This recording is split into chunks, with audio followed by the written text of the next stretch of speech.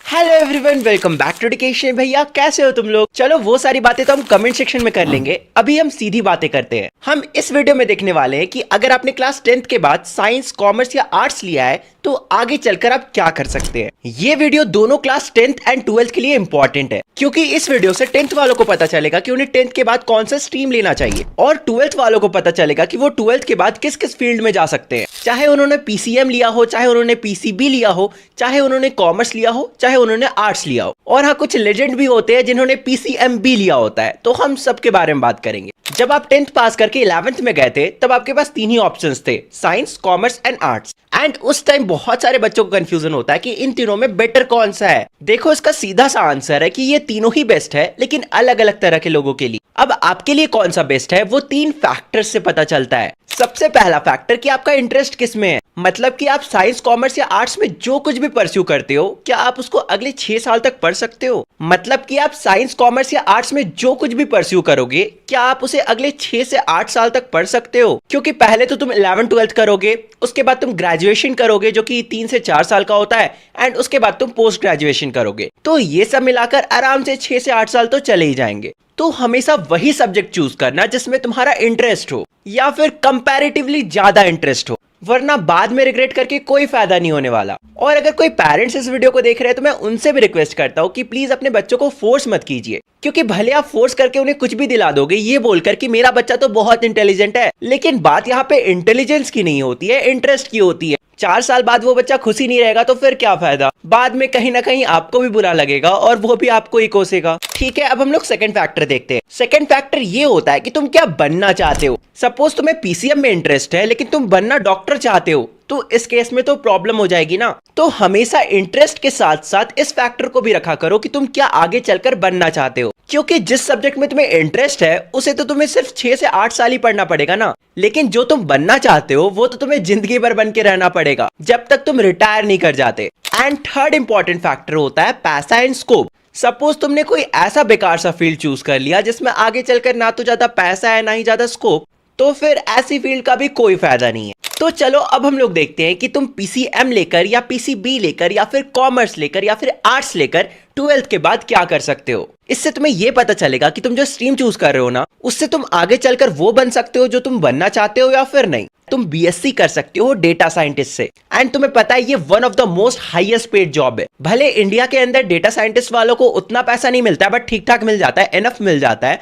But अगर तुम data scientist करके फॉरेन कंट्रीज में जाके काम करते हो ना, तो तुम बहुत कमा सकते हो। हालांकि अगर तुम अच्छे डेटा साइंटिस्ट बनते हो तो तुम इंडिया में भी पर मंथ 1 लाख से ऊपर कमा लोगे। इसके बाद तुम्हारा थर्ड ऑप्शन होता है कि तुम पायलट बन सकते हो बीएससी करके। लेकिन अगर मैं तुम्हें ऑनेस्टली बताऊं तो पायलट बनने के लिए बहुत ज्यादा पैसा लगता है, क्योंकि इसमें पहली बात तो ट्रेनिंग की फीस ही बहुत ज्यादा है, एंड उसके बाद तुम्हें लाइसेंस लेना पड़ेगा, एंड ओवरऑल कॉस्ट इसका करोड़ों में जाता है। कम से कम भी तो 1 CR लेकर चलो। इसके बाद तुम्हारा फोर्थ ऑप्शन है तुम डिफेंस में भी जा सकते हो एनडीए करके। फिर तुम्हारा फिफ्थ ऑप्शन है तुम रेलवे का एग्जाम देकर तुम रेलवे में भी जा सकते हो, एंड यहाँ पे भी तुम्हें अच्छी सैलरी मिल जाती है। एंड फिर तुम्हारा छठा ऑप्शन है तुम बैचलर इन आर्किटेक्चर भी कर सकते हो, एंड इसमें भी तुम अच्छे खासे कमा सकते हो। बेसिकली इसमें तुम्हें घर के अंदर का डिजाइन करना होता है, एंड तुम्हें तो पता ही है लोग अपने घर के इंटीरियर में कितना पैसा वेस्ट करते हैं, लाखों लाखों उड़ा देते हैं, तो तुम आराम से अच्छे खासे कमा सकते हो। अब देखो, आगे बढ़ने से पहले अगर तुम क्लास 10th के बच्चे हो जो क्लास 11th में जा रहे हो और तुमने साइंस लेने का डिसीजन लिया है, मतलब कि कहीं ना कहीं तुम्हारा भी सपना आईआईटी जेईई या फिर नीट क्रैक करने का है, तो मेरे पास एक सरप्राइज है तुम्हारे लिए, क्योंकि तुम्हें मिल रहा है अनअकैडमी की तरफ से 7 डेज का unlimited access to JEE NEET UG plus subscription, and obviously बिल्कुल फ्री में, तुम्हें 1 रुपया भी पे नहीं करना। इन शॉर्ट तुम्हें पेड कोर्स बिल्कुल फ्री में मिल रहा है फॉर 7 डेज। एक बार इनरोल करके ट्राई कर लो, अगर पसंद आता है तो तुम बाद में खरीद भी सकते हो। अब तुम सबके मन में ये सवाल होंगे कि इनके अंदर होता क्या है, तो तुम्हें मिलेगा access to all live and recorded classes, 24/7 doubt solving, study materials जो कि टॉप एडुकेटर्स ने बनाया है, practice questions, mock test, PYQ, सब कुछ बिल्कुल फ्री में। बट हाँ, तुम्हें 15 मार्च से पहले ही अप्लाई करना है, मतलब तुम बस आज ही अप्लाई कर सकते हो। अब हम लोग बात कर लेते हैं कि इसका इनरोल करने का प्रोसेस क्या है। सिंपल, तुम्हें फोन नंबर डालना है, फिर तुम्हें एक ओटीपी आएगा, उसे डालो, फिर अपना गोल सिलेक्ट करो कि तुम्हें जेईई में जाना है या फिर नीट में जाना है। इसके बाद ऐप को डाउनलोड करके फ्री एसेस का मजा उठाओ। तो चलो वीडियो को कंटिन्यू कर। हम लोग पीसीबी वालों का देखते हैं। तो पीसीबी वालों का पहला और सबसे सिंपल कहां से बोल रहा हूं, मैं भी गधा हूं।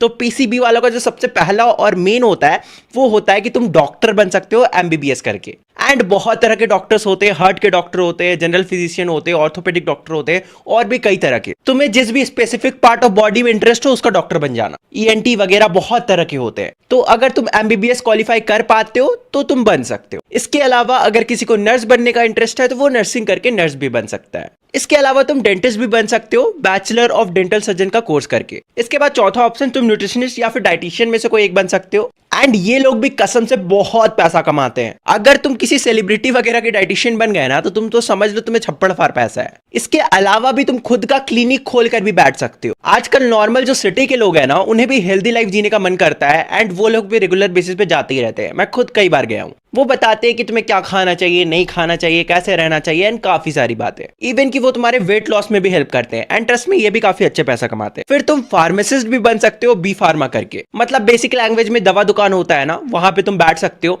या फिर अगर तुम्हें खुद का दवा बनाना है तो तुम इस कोर्स को करके वो भी कर सकते हो। इसके अलावा तुम एग्रीकल्चर वाले फील्ड में भी जा सकते हो बीएससी करके। तो यही कुछ मेन फील्ड्स थे जो तुम पीसीबी चूज करने के बाद ऑप्ट कर सकते हो। अब कॉमर्स फील्ड में आगे बढ़ने से पहले मैं बता देता हूं कि जिन्होंने भी पीसीएम बी लिया है वो पीसीएम वाले कोर्स में भी जा सकते हैं, पीसीबी वाले कोर्स में भी जा सकते हैं। ऑब्वियस सी बात है। अब कॉमर्स और आर्ट्स का बताने से पहले मैं ये बता दे रहा हूं कि जो कॉमर्स वाले बच्चे हैं ना वो आर्ट्स वाले जितने भी फील्ड्स है उसमें जा सकते हैं और आर्ट्स वाले जो बच्चे वो कॉमर्स वाले जितने भी फील्ड्स है उसमें भी जा सकते हैं। फिर तुम लोग सोचोगे कॉमर्स वाले उनका सबसे मेन बेसिक जो होता है, फिर से मैं बेसिक बोल दिया, जो सबसे मेन होता है वो होता है सीए। तुम चार्टर अकाउंटेंट बन सकते हो अगर तुम सीए का एग्जाम क्वालिफाई कर लेते हो तो। तुम सीएस भी बन सकते हो, कंपनी सेक्रेटरी बन सकते हो एंड इन दोनों में ही बहुत पैसा है। इसके अलावा तुम बीकॉम कर सकते हो या तो तुम टूरिज्म एंड ट्रैवल मैनेजमेंट से कर सकते हो या फिर तुम बिजनेस एडमिनिस्ट्रेशन से कर सकते हो या फिर तुम फाइनेंस एंड बैंकिंग से कर सकते हो या फिर तुम अकाउंटिंग एंड टैक्सेशन से कर सकते हो। एंड इनको करने के बाद भी तुम्हें अच्छे खासे जॉब्स मिल जाते हैं। इनके नाम से ही पता चल रहा होगा, टूरिज्म एंड ट्रैवल मैनेजमेंट मतलब दुनिया घूमने का काम रहेगा तुम्हारा और घुमाने का काम रहेगा।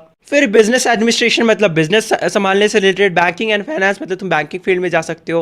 फाइनेंस से रिलेटेड मतलब पैसों से रिलेटेड बहुत सारे फील्ड्स में जा सकते हो, कंपनी के अंदर काम कर सकते हो। अकाउंटिंग एंड टैक्सेशन में भी तुम कंपनी का अकाउंटिंग संभाल सकते हो, उनका टैक्सेशन बचा सकते हो। समझ रहे हो ना, बेसिकली जो सीए का काम होता है थोड़ा मोड़ा काम भी इनका वैसा ही है। तो अगर तुम बाई चांस सीए का एग्जाम क्वालिफाई नहीं कर पाते हो तो तुम बीकॉम भी कर सकते हो। इसके अलावा तुम बीए एलएलबी कर सकते हो जिससे तुम लॉयर भी बन सकते हो। फिर last but not the least तुम बीबीए या फिर एमबीए भी कर सकते हो। एंड मैं बता देता हूँ ये साइंस वाले बच्चे भी कर सकते हैं। जैसे कि मैं खुद साइंस वाले फील्ड से था, मैं अभी बीबीए कर रहा हूँ। फिर बीबीए के बाद एमबीए होता है। ये मत सोचना कि तुम 12th के बाद ही डायरेक्ट एमबीए कर सकते हो, नहीं, तुम्हें सबसे पहले बीबीए करना पड़ेगा फिर एमबीए करना पड़ेगा। कुछ इंटीग्रेटेड कोर्स भी होते हैं 5 साल के जिसमें तुम बीबीए और एमबीए साथ में कर सकते, बट पहले तो बीबीए ही होता है। अब हम लोग देखते हैं कि अगर तुम आर्ट्स वाले फील्ड में हो तो तुम लोग क्या क्या कैरियर परस्यू कर सकते हो। सबसे पहला तुम बीएफए कर सकते हो, बैचलर इन फाइन आर्ट्स। इसमें तुम्हें फोटोग्राफी वीडियोग्राफी से रिलेटेड काफी कुछ सिखाया जाता है एंड इससे भी तुम ठीक ठाक पैसे कमा सकते हो। फिर तुम होटल मैनेजमेंट भी कर सकते हो, तुम जर्नलिस्ट भी बन सकते हो। इसके अलावा तुम होटल मैनेजमेंट भी कर सकते हो, इवेंट मैनेजर भी बन सकते हो। एंड देखो इवेंट मैनेजर बहुत कमाते हैं। अगर किसी का शादी पार्टी है ना, उसका तुम्हें इवेंट मैनेजिंग करने के लिए मिल गया ना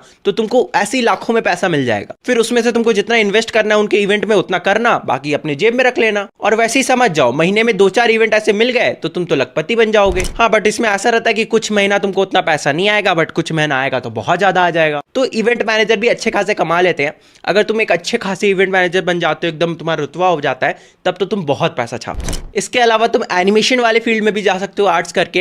एंड देखो एनिमेटर्स बहुत कमाते हैं, ठीक है। अगर तुम्हें लगता है एनिमेटर्स नहीं कमाते हैं तो हाँ, ये फैक्ट है, नहीं कमाते। छोटे मोटे कंपनी में जाओगे तो पैसा नहीं मिलेगा। बहुत सारे लोगों को एनिमेशन का वैल्यू नहीं पता है। लेकिन वही देखो आदि पुरुष 500 करोड़ में बनी थी एंड कितना घटिया एनिमेशन था। मतलब इतने पैसे लगाने के बाद भी एनिमेशन में इतना घटिया एनिमेशन निकल कर आया था। तो तुम्हें समझ में आ रहा है 500 करोड़ एक मूवी में फूकना, 3 घंटे की मूवी में, वो भी इतना घटिया वीएफएक्स, इतना घटिया एनिमेशन।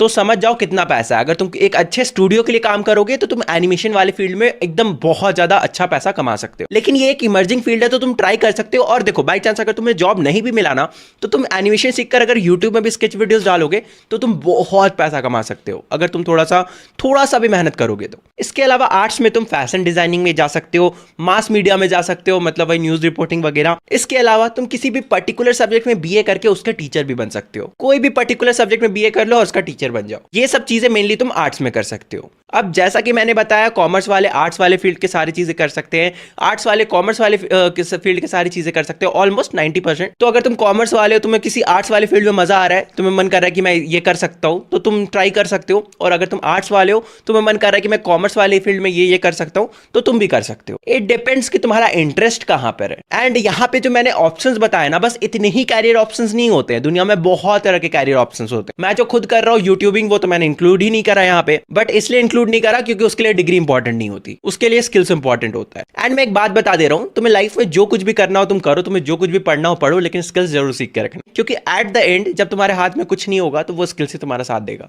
वेदर वो किसी भी तरह का स्किल्स हो। एंड जैसा कि मैंने तुम्हें पहले भी कहा, तुम्हें जो इंटरेस्ट हो वही चीज चूज करना। लेकिन इसका ये मतलब नहीं है कि तुम अपने पेरेंट्स को फोर्स कर रहे हो किसी एक्सपेंसिव कोर्स में दिलवाने के लिए। लाइक तुम्हारा एमबीबीएस नहीं निकला, फिर भी तुम प्राइवेट मेडिकल कॉलेज जाना चाहते हो लाखों रुपए खर्च करके, 50 लाख, 60 लाख, 1 करोड़, तो ये वर्थ इट नहीं है यार। अगर तुम्हारे पेरेंट्स दे सकते हैं तो इट्स ओके, लेकिन अगर तुम्हारे पेरेंट्स का बजट ही 2-4 लाख है एंड तुम उन्हें फोर्स कर रहे हो कि लोन लेकर मुझे पढ़ाओ, तो ये गलत चीज है। सेम गोज टू पायलट वाला, उसमें भी बहुत ज्यादा पैसा खर्चा होता है।